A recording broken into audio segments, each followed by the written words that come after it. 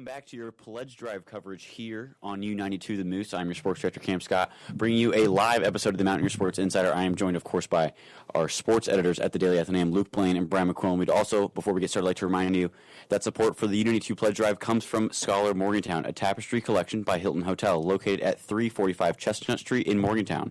Scholar Morgantown provides lodging in the heart of the city. More information is available at 304-777-4100. That's 304-777-4100. Hello, guys. What's going on? It's been a while. We got some basketball to talk about. Yeah, we'll do a little Pat White chatter towards the end of this, but a live edition here of MSI before we kick it off for the rest of the Pledge Drive. We got some more sports coverage coming to you from 5 to 7 o'clock. We've got a little college basketball talk, some national college basketball talk, Super Bowl recap, and then Quinn Roby, Joey Bray, and Gabe Schoen sat down to interview Black Bears general manager, and that interview will be airing at 6:30. So welcome in. Hi, guys. We got some men. I already did that, I guess. Yeah. We'll start with men's basketball. Dropped a game to BYU. Luke and I were lucky enough to be on the call for this one. It was a fun basketball game, I would call it, but a disappointing result for Mountaineer fans as they just couldn't really make a shot towards that down the stretch. Luke. It was definitely a frustrating finish. Yeah, for sure, especially when you had the lead throughout the second half, but it really didn't feel like it was that much, Well, it wasn't that much. I mean, at most, I think it was about 6 points. It felt like every time WVU went down and made something happen, there was some kind of lapse on the defensive side. There was some kind of breakdown. Sometimes they just made a really good shot.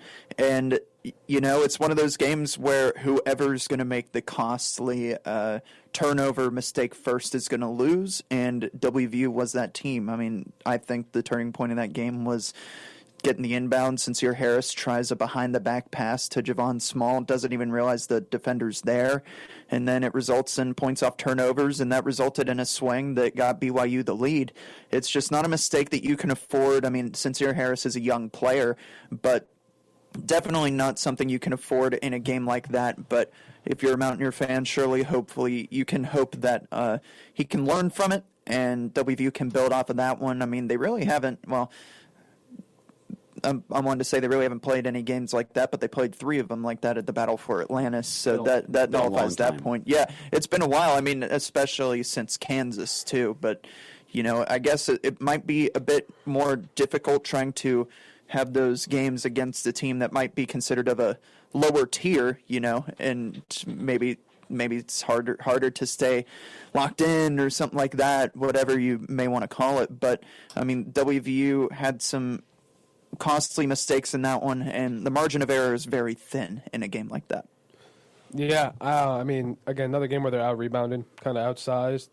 They don't have a ton of interior presence, really, outside of Eduardo Andre, and Lamani Hansberry likes to stretch the floor and shoot threes. He was 0 for 4 from 3. But, I mean, BYU is a good team, well-coached team. But, that's one of those games, again, home Big 12 games. You can't really drop those. Those are really, coming off that Utah win, too. I mean, momentum was in their favor. I know there was a couple, missed calls and whatnot, but that's not why they lost the game at the end of the day. But, I mean, the thing is, they did a good job. They did a good job of taking care of the ball. I mean, only 7 turnovers. But, if Javon Small, teams have kind of, I don't want to say figured him out, but they've been, really containing him offensively because he's not even able to get shots off because they're sending 2-3 guys. I think he only took 4 shots from the floor. Yeah, 4 shots from the floor. I mean, credit to Toby Okani coming off. He's been really big for them lately. Does a lot of stuff that doesn't really show up in the stat sheet, but led them in scoring.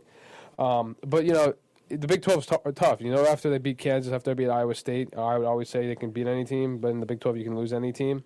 But there's still a big stretch ahead. Obviously got Baylor coming up, Cincinnati, and then Texas Tech would be a good resume win if they can get that done. But, yeah, BYU is a tough matchup, tough game, tough loss for them. But the Big 12, I mean, these games can go either way. Tall. BYU is very tall. Luke and I pointed out a couple times on that broadcast that WVU seemed very content running a kind of smaller lineup in those situations with Yesu and Tanner both on the floor at the same time. And you have Javon Small, Monty Hansberry out there as well. Like, that's not a very tall lineup to be, especially when you're matched up against a team as big and physical as BYU. They played some very physical basketball on both sides of the floor. Yeah, I will say that WVU, I felt, responded to the hype pretty well, other than the rebounding battle. I think that rebounding battle's been a struggle. Like, we've been playing that since October. How that was going to be something we'd keep an eye on with the team. But the defense, I mean, they had Sincere Harris on Yegor Demon, like, most of the night. And then if it wasn't him, it was Tenor or it was Yesufu. And they were forcing him to make some mistakes. I mean, he had 3 turnovers on the night. 6 for 12 from the field, 1 for 4 from 3. I mean, a 16-point night to lead him, but it felt like a quiet 16. It didn't feel like he was going out there and making just game-breaking plays. But, I mean, I thought on the defensive side, they really stepped up. I just think that the offense definitely needed some more flow, and you definitely needed more consistency on the defensive side on the back end. But, I mean, really, you were very close to winning this game. And I think you can point out to probably 10 moments in the second half where you want to look at it and be like, there's something to fix there. But overall, I mean, if you play like that against Big 12 teams, you'll have success. But you just got to clean up the little things, and you got to clean up the costly turnovers, and you got to find a way to get more rebounds. Yeah, it comes down. I mean, as you guys have said, it's been like the similar problems. I always talk about the complacency sometimes they deal with, but I think a lot of it's like they're just kind of tired too. I mean, Big 12 again, they don't have a ton of depth outside of Yesufu coming off the bench with Eduardo Andre providing his rim presence, and KJ Tenor has played big minutes for them, especially as a freshman. But again, it's tough to win games where sometimes you need 4, heck, even 5 guys in double digits, and that hasn't really been the case with this team throughout the season, especially with Javon Small. Because I would not say Javon Small has been struggling by any means, because he still had 9 assists, and he's been effective defensively as well. He just hasn't been able to score the ball at the same rate because, when you don't have a ton of offensive options, the opposing teams are just going to put all their pressure towards Javon, as they should, make someone else beat you. But, but not by any means has Javon Small been bad, but he just hasn't been able to get it going offensively in terms of scoring the basketball, solely because teams are zeroed in on him, and as they should be. I mean, he was in the Big 12 Player of the Year running for a reason. I mean, he was getting face guarded from baseline to baseline. He had no space to do anything. And there was a Mawat Mag out there. He was, I mean, it was all over him. Would not let him take a step without falling. He went to Rutgers, man. Played at Rutgers. Oh, did he? Yeah, shout out to New Jersey. Yeah, shout out to the 201. But yeah, he was at Rutgers for a few years. But yeah, BYU had a bunch of defenders too. So they guarded way better than I thought they were. They're well coached. Yeah, they're very well coached. Their coach was also very. I was impressed with him in the press conference after. He's well spoken. He coached he coached for like the Suns last year. Like he was in the NBA. Oh yeah, he's been in. He hasn't had a college job. I was looking at this in my prep since like 2006. And almost 20 years, And BYU also has the number 1 player in 2025, class of 2025 coming in next year. So BYU definitely... The future is bright. Yeah. For sure. They got it going for them. Yeah. Sure, so. It'd be nice to pair him up with that Yegor Demon, but I mean, if he's going to the league... He's going to be a top pick. Yeah. It was might be a lottery pick, yeah. Yeah. I mean, 6'9" guard, those don't come very often. And they don't have a ton of NBA... I mean, they have a couple guys in the league, I think, but... good for BYU, but competitive team, well coached, and it was a tough loss, but these games are close, and it comes down to the little things, and out rebounding and playing good defense. That's one that stings for sure. Yeah, that for sure left a bad taste in the mouth. I mean, being in it that late too, and you felt like WU just couldn't make a shot in the last few minutes. I actually think they ended the game on like a 2-minute scoring drought. Yeah, which in a game that close, you can't really get away with that and expect to win. Yeah. I'm just curious about. BYU NBA players. The most notable, I'd say, is Jimmer Fredette. Yeah. Jimmer Fredette. All fantastic March Madness name. Yeah. Just like one of the sharpshooter. Oh, yeah. I'm also... Yegor Demon's name is already on there. I don't think that's accurate. What are you looking at? What list are you looking at? I've just looked up BYU NBA players. Oh, okay. Just trying to see Did Jimmer Fredette play in the NBA? He was like the second pick, I think. He was a top pick. Really? Pretty sure. He's on like the Shanghai Sharks now. Yeah, he's playing overseas for sure. Yeah. I could fact check what pick he was, but he was the 10th pick. BYU, sneaky good basketball program. Yeah. They almost knocked something over. They are they're going to win a lot of games in the Big 12, I think, especially with they have top prospect coming in. They're very well coached. I mean, they played in a tougher away game, but with a home environment that has not necessarily been particularly friendly. For WVU as of late. I mean, dropping these games, I feel like that should be winnable with Arizona State and BYU. Nice wins against Utah, and you get the Iowa State as your marquee win of the season. Yeah. But still at home, these are the coin flip games you'd like to see go to the home team if you're a Mountaineer fan.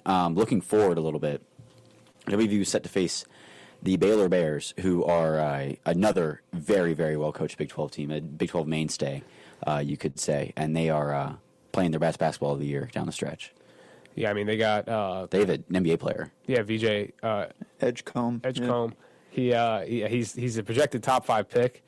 But, I mean, outside of him, I mean, they have Jeremy Roach, too, from Duke. But they got, a bunch of guys. Robert Wright's also a freshman, I think. They just have hoopers at every position. Yeah, and, they fantastic wasn't too long ago that they won, the March Madness tournament. But, they beat Kansas. I don't know how good Kansas is. I think they're frauds, but that's besides the point. Still top. They've been fraudulent for years. And they have a couple ranked wins, so that team's... Baylor's good. Baylor's good.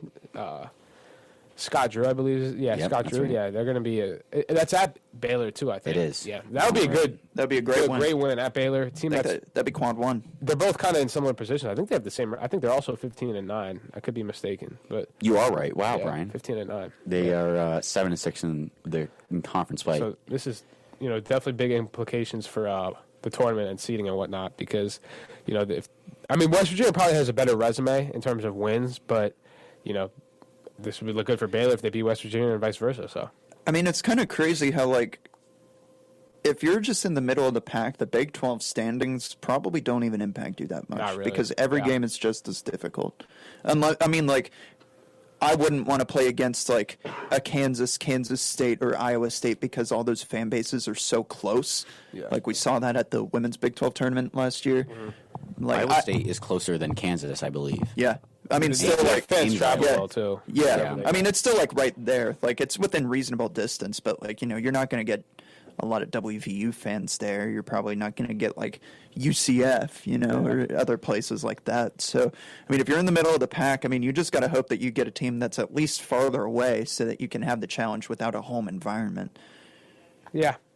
No, I think that's fair. I mean, but yeah, I mean, looking at the Big 12 now, it is a bunch of different teams. I mean, West Virginia is really on technically the bottom half of it. And they're, some people would say, I don't want to say they're a lock for the tournament, but if it ended today, you'd like to think they are in. And, I mean, Kansas State really has turned things around. In the last bracketology, WVU was placed as the 8 seed, and the first 4 in was where BYU fell, and then right after that, BYU defeated the Mountaineers. Yeah. So bubble watch is officially on for the Mountaineers, I would say. Yeah.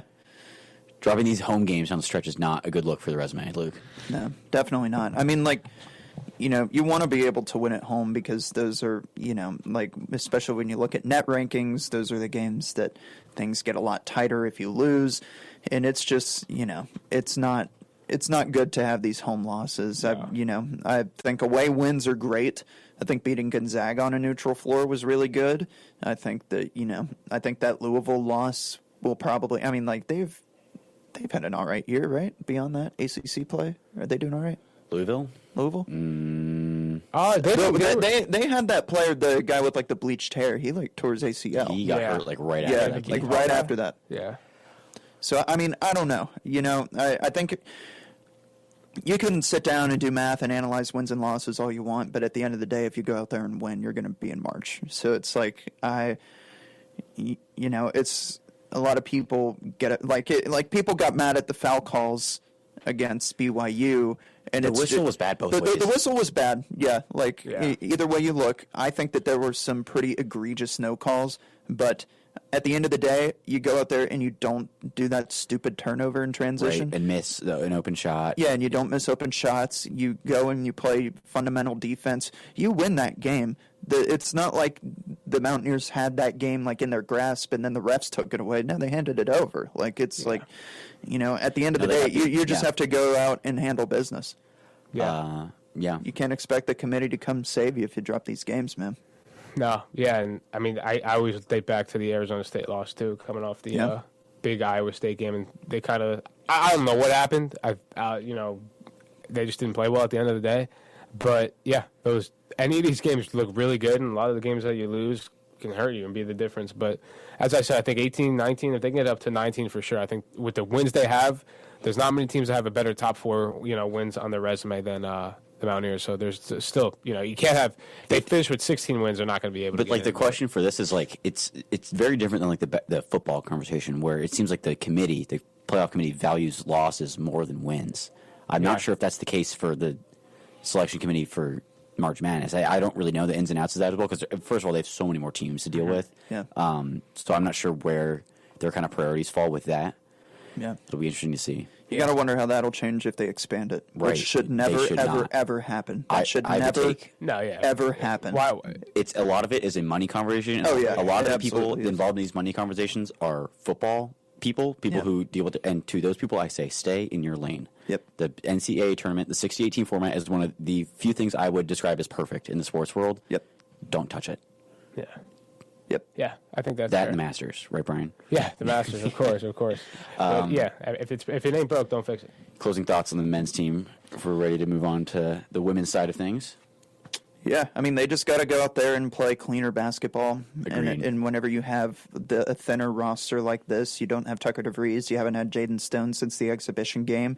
It's, the margin for error is very, very thin. You can't be doing dumb things out on the court. You can't have bad turnovers. You got to get rebounds. You got to play a cleaner, fundamental brand of basketball. And, if you do that, you'll win more. I mean, they have a winnable schedule, I think. I think they can get at least 3-4 more wins, which I would say would put you in March. But they just got to, the ball's in their court, literally. That's a good point, Luke. I honestly think Balls in their court. like you said, like they have a favorable schedule, which they do. You'd almost wish they didn't have a favorable schedule because they need to pick up these top 25 wins. I know they have Kansas State, they have TCU. They have a chance to avenge BYU in Provo.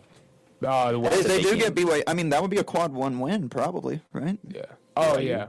If you beat BYU at BYU. Maybe. Because it expands from 25 to the top 75. Oh, yeah. Yeah, I guess you're right. Yeah. I don't know. That got me thinking. Did you guys see UCF's sellout? Yeah. They announced a sellout. Last I did home see game that. of the year. Last game of the year. Game of the regular season. Yeah. Anyway, we'll move on to the women's team. Also took a tough loss on Tuesday night. Your 18th ranked Mountaineers to number 25 Baylor. Luke's shaking his head already. It's just I really hate to sound like a pessimist today, man, but it's been a bad week for the basketball team. It won't teams. sound nearly as bad as it did last night because we did this for 2 hours. I mean, it's just I will say this: it's hard to beat a team who shoots 50%. It's nearly impossible. Yeah, I think Baylor just. I obviously didn't get a chance to watch this one. I was working the men's game. We were both there. Collective. It was a collective. But, WVU loses the rebound battle again. But, I mean, Baylor, this might be the type of game where you have to give a bit more credit to Baylor than you do kind of throw it back in the face of WVU. I mean, Mountaineers didn't shoot particularly well, 6 for 25 from 3. I mean, and these are looking like numbers that you want. You want Sydney Shaw taking 8 threes. You want JJ taking 6. You're comfortable with 5 from Jordan Harrison. And it's just, 23 of 63 from the court is not as good as 26 of 52, and add in 15 free throws on top of that. So, I mean, it's like... Baylor's a good program. Baylor's been a good program for a long, long time. WVU's record is against Baylor? What's that? It's 5-25. That's unreal. Right. I had to fact check it. I had to fact check WVU athletics. They got it right. But, That's crazy. Yeah, I mean, I think, yes, it's fair to say that it is hard to beat teams that are 50%. It's also hard to win games where you're 24% from 3, and that's what they were. But, they just didn't really play well offensively. Again, they only lost by 10, and Baylor pretty much doubled them in every percentage, other than free throws, of course. But those again, they have one ranked win. I think the odds that this team hosts the regional probably not very high. Yeah. If they finish 5-0, maybe it's possible. Finishing with a 5-win regular season, going a little bit of a run, get some Big 12. Yeah, it's definitely possible. But they have one ranked win. I wouldn't be shocked if they fall almost out of the top 25 next week. I think they'll still be ranked. Because they still lost a ranked matchup, but they got, as I said, the one thing that worried about me is they need a game where they're tested and can come out pretty close in a ranked matchup, and the Baylor opportunity was good. Baylor's a good team, but definitely tough loss for them, and they haven't really played. They've really struggled in the Big 12 on the road. And a lot. Yeah. A lot. At home, they're completely different. Way too much. So maybe, getting that home regional would help a lot, but they got that's why I'm thinking you need that home regional, man. You do not want to risk going to an away. It'd be Chapel Hill right now. Away environment. You don't. Nope. No thanks. Nope. WVU will show out in UNC, but not the way UNC will. They love their Tar Heels, especially when they're playing basketball. Yeah. Trying to look. Yeah, wow. WVU is at 13 in the net rankings That's even after the loss. after the loss. So they're right The outside. computers love the Mountaineers. They do. Well, they play No, 'cause such a statistically nice basketball. Like, Also, nice game of they basketball, rank highly in a lot of statistics, like especially on the defensive side. and also a lot of their point differential has been really good this year as well from the wins. I mean, When they win big. exactly, and that's why I think this they team do. will be okay. But I think they've had a couple tough losses, but they need some tough wins where it's like back and forth, Scrappy wins. and it's gonna have to. I mean, the Kansas State game at TCU, like those games are gonna be tough, but. Two big home games coming up for WVU. Yeah. Cincinnati on Saturday. I believe that game's at 2. And then also at 2 o'clock on Monday, President's Day, on Fox, Big Fox. Also, you can hear both those games right here on U92 The Moose. I'd like to add something. Let's hear it. So WVU is 0-3 in Quad 1 games and ranked 13 in net. The next team down that has 0 Quad 1 wins is number 31 Minnesota. Say that last part one more time. The next other team that doesn't have any Quad 1 wins is Minnesota, and they're down at 31. Wow. WVU is 13 and doesn't have a Quad 1 win. That's what, yeah. I think their dominant wins. Their dominant wins is what helps. Is it a them. play style thing on the road? Like, is it just harder to press on the road? Like, I mean, I think the home crowd always helps. I definitely think it does. Like it gets loud in there. It really does. Yeah, like we saw it against Kansas. Kansas started to turn the ball over. The fans pink really game? get into it. What? Which one was the pink game? There was like 5,000 people at that State, the game. pink game. Yeah, Oklahoma State was that the was pink another game. huge crowd. First ranked win of the year, and that's good for this program, and it's good that they're getting those. Also, I just find it. I find it funny that Minnesota, Coach P. Don Blitz a wipe. Yeah, I mean, I didn't even realize. Wouldn't that be an awesome March matchup, dude? hey man, if they play the Lehigh Mountain Hawks, that'd be great. Oh yeah, man. Lehigh Mountain Hawks got some work to do though. They still got to win their conference. They're 20-4 right now, first in the I conference. know. But yeah, I mean, it comes down to winning the tournament. So Yeah. But anyways, Patriot League. Patriot League. But yeah, I mean, that is a pretty interesting fact there, Luke. I mean, I'm the closer we get, the more excited I am for Selection Sunday because I just really want to know what's going to happen. I mean, the women are a lock. Yeah. The women are a lock. Whoa, I let's think. easy on the L word here. I mean, I think they're they're going to be. They're in. They haven't dropped out of the top 25 all year, have Okay, they? you're right. I'm Yeah. right. I'm They're giving you a hard gonna be time. fine. I just wasn't expecting you to say it that they were a lock. Yeah. I mean, they're a lock for March. Yeah. Yeah. It would be nice if they were locked for a home regional. We wouldn't have to use that travel budget, but It's looking like we're gonna have to. it just might. Yep. Yeah. So I don't know. I guess again, pick up the 2 wins. I think that the ranked wins. play style conversation is interesting, especially on the road. Like when you rely on turning the ball over and then you can't turn the ball over. I believe they only turned it over 16 times, which sounds like a lot. But when you average 25, Yeah. you do start to rely on the turnovers and kind of creating that chaos. In these players' press conferences, we've heard them say multiple times that they see it on their faces when they can kind of smell blood on the water a little bit and when those turnovers start compounding on each other. But then when you lose that and don't get it in a big road game like that, it's frustrating. It's hard to kind of combat that and find a different way to get your possessions in. Yeah.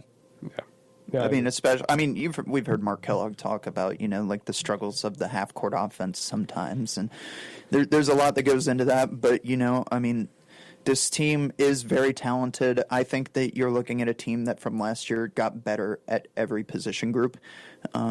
So I think, you just got to find a way to make the pieces come together, but you got to make it happen quick because there's not that much season left, and you cannot rely on just hoping that the things fall together. You got to make it happen. Yeah, I mean, I think that's fair because Create your own luck in a way. Yeah, Oh, yeah. But it's also out there in front of them too. You have 2 chances to get based on right now top 15 wins. I mean, Yeah. that could if they as I said, if they finish 5-0 and can make a run in the Big 12 tournament. We saw what Iowa State did last year. That got them into the tournament in the first place.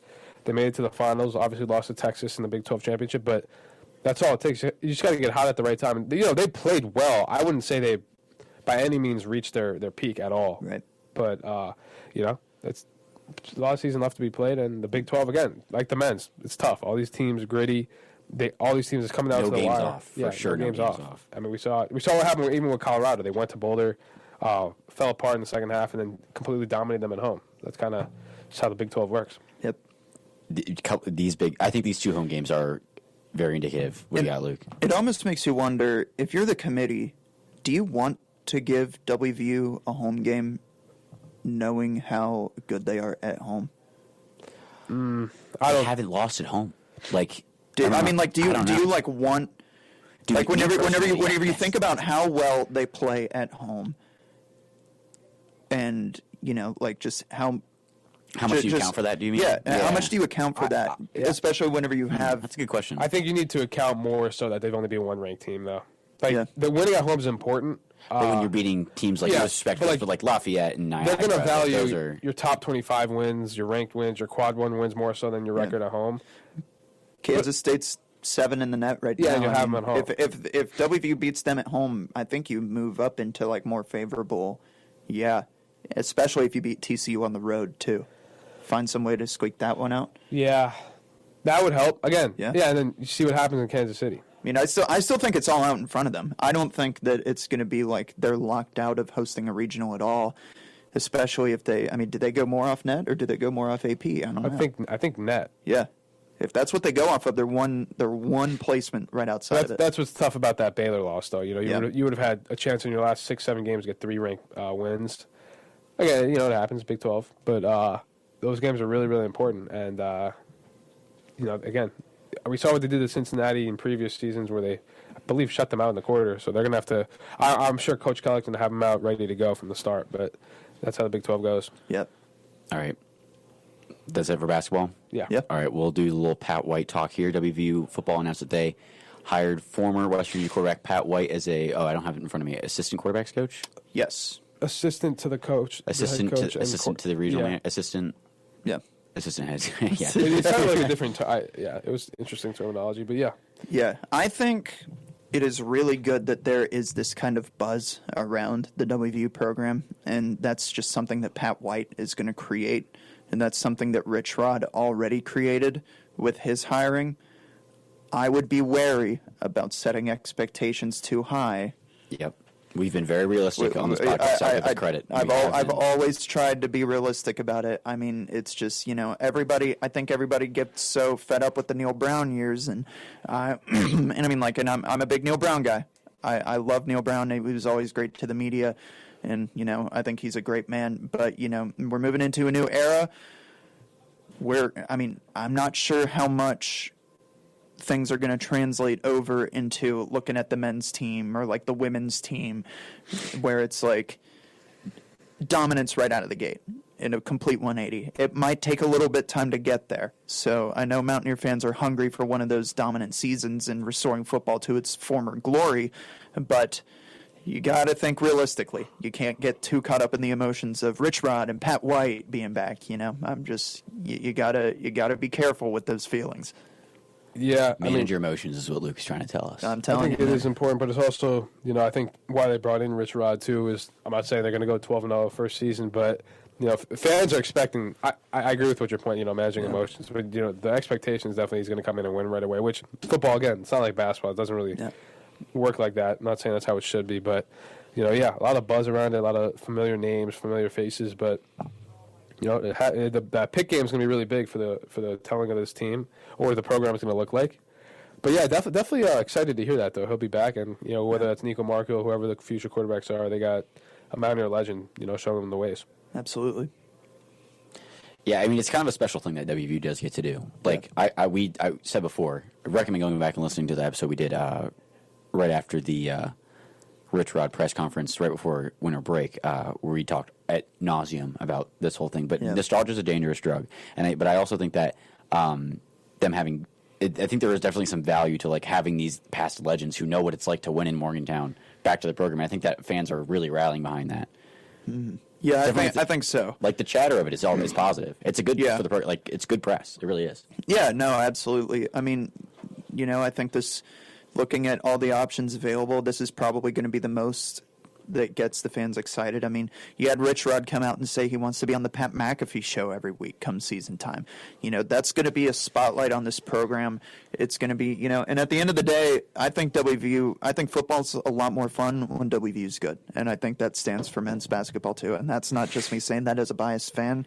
I think that, you know, WVU having the spotlight, especially with the chip on the shoulder that a lot of Mountaineer fans and natives carry, that it's a lot more fun when the sports are doing well. And, I really do hope that WVU can turn it around. Yeah. I mean, I agree with you, Luke. I think that it is a lot more fun. We've seen what this campus can look like. We saw what happened the whole week before Penn State, and we saw the expectation, with the notoriety Pat McAfee has that it puts on the football program. But, yeah, it'll be a fun season. I'm looking forward to it. Yeah. All right. I think that's going to do it from us, from the MSI crew. When we come back, it'll be more sports coverage here for Unity Pledge Drive. If you like what you just heard, find us on all your major podcast platforms at the Mountaineer Sports Insider, where myself, Luke, Brian, and Joey, too, when he could make it, had something come up last second, could not make it to today. Yeah, check us out for sure. When we come back, it'll be more sports coverage here on U92 The Moose. Don't go anywhere.